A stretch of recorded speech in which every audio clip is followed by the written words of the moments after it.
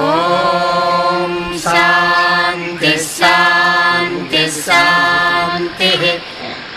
ఓం శ్రీ ఆదిదేవాయ అచ్యుతాయ నమః. ఓం శాంతి శాంతి శాంతి.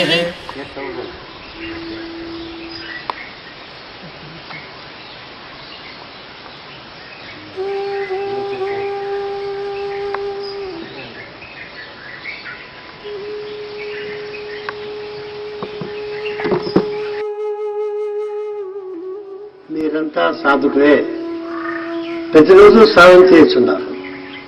ఆ సాధన విషయమై మీకు ఏదైనా అనుమానం ఉండిన ఎడల మీరు ప్రశ్నించినతో దానికి తగు సమాధానం చెప్పగలను. కమాన్ క్యారీ ఆన్. ఎవరు వస్తారు ఫస్ట్ చెప్పండి. స్వామీజీ, శ్వాస ఉచ్ఛ్వాసములు మన దేహం సహజంగా జరుగుతున్నాయి కదా, ప్రయత్నపూర్వకంగా వాయు మంథనం ఎందుకు చేయాలి స్వామి? మీరు వేసిన ప్రశ్న ఇది అందరికీ కాల్సినటువంటి ప్రశ్న. ఈ విషయమై అచ్యుత గురువు గారు కాయకత్వంలో విశదీకరించారు. మాకు తెలిసినటువంటి అనుభూతి కదా అదే మీకు తెలియజేస్తున్నాను. ఎలా అంటే శ్వాస అనేది ఎప్పుడు ఏర్పడుతున్నది? శ్వాస అనున్నది శిశువు తల్లి గర్భం నుంచి బయటపడిన తర్వాత, ఊపిరితిత్తులు పనిచేయటకు మొదలుపెట్టిన తర్వాత, బయట గాలి లోపలికి వెళ్ళిన తర్వాత, అనగా లోపల ఉండేటువంటి వాయువు బయట గాలిని ఆవరించిన తర్వాత శ్వాస అనేది ఏర్పడుతుంది. అయితే వాయుమతనము అంటే జీవి యొక్క సహజ క్రియ అనున్నది తల్లి గర్భంలో ఉండినప్పుడే నడుస్తూ ఉంది. ఎప్పుడు స్టార్ట్ అయింది అంటే దేహం తయారైన తర్వాత, దేహంలో అన్ని అవయవాలు నిర్మించబడిన తర్వాత, అసలు ప్రాణాద్వాయుర్జాయతే, ఆ దేహంలో ఉన్నటువంటి యొక్క ప్రాణం తల్లి గర్భంలోనే వాయువును సృష్టిస్తుంది. ఆ వాయువు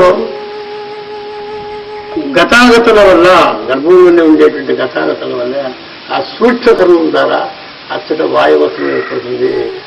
అచ్చట శ్వాసకోశములు పనిచేయడం లేదు. శ్వాసకోశములు ఎచ్చట పనిచేస్తున్నాయి? తల్లి గర్భం నుంచి శిశువు బయటపడిన తర్వాత దీని యొక్క ఆత్మక శక్తి వల్ల దేవుడు ఉండేటువంటి ఆ శ్వాసకోశం విచ్చుకుని అవి పనిచేస్తున్నది. అనగా మీ యొక్క శ్వాసకోశం పనిచేసుకుని విచ్చుకునేటువంటి ప్రయత్నం అంటే క్వచిత్, అందులో ప్రాణశక్తి కొంచెము చాలా కొద్దిగా ఉంటుంది. నాసాభ్యంతర చారణం అని గీతలు పెట్టారు. శ్వాసాశ్వాసాలు నీ బయట ప్రపంచానికి వచ్చి లోపండేటువంటి యొక్క మనస్సు బహిర్గతమై ఆకర్షణ పోయిన తర్వాత నేను శ్వాసాశ్వాస స్థలం ఉండేది. వాయుమతం అనేది ఆది నుంచి వచ్చేటువంటి సూక్ష్మక్రియ. అపానే దుఃఖతి ప్రాణము ప్రాణాపాన తథాపరే ప్రాణాయామ గతి రుద్ధ్వా ప్రాణాయామ పరాయణ అని ఈతలో చెప్పింది. ప్రయత్నపూర్వకంగా మీరు పైకి పోయే గాలిని పైకి లాగుతూ, అదే గాలిని ప్రయత్నపూర్వకంగా కిందకు ఎక్కుతూ చేయగా మీకు సాధనలో తెలియబడుతున్నది. ఆసనం వల్ల తీవ్రగతిలో మీకు కొన్ని అనుభూతులు కలుగుతున్నాయి. ఆ తీవ్రగతిలో అనుభూతులు అంటే ఆ తీవ్రగతిలో ఉష్ణోత్పత్తి కలుగుతున్నది.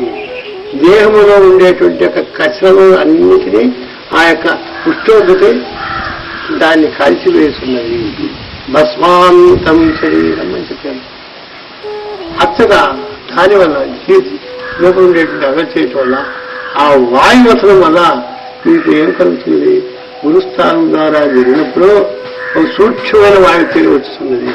దాన్ని మతన క్రియ వల్ల మీకు దేహంలో అశోత్పత్తి అనే సూక్ష్మాహారం జరిగిస్తున్నది.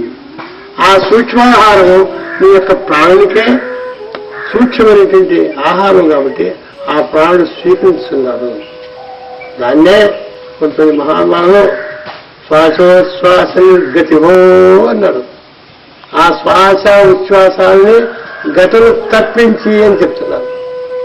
దాన్ని తప్పించిన తర్వాతనే మీకు వాయుమతం వస్తుంది. మనం శ్వాసోచ్ఛ్వాసాల వల్ల వాయుమతం రాదని ప్రభువు నేనేమో మానవో మీకు వస్తుంది కూడా అదే. తర్వాత నెక్స్ట్ క్వశ్చన్.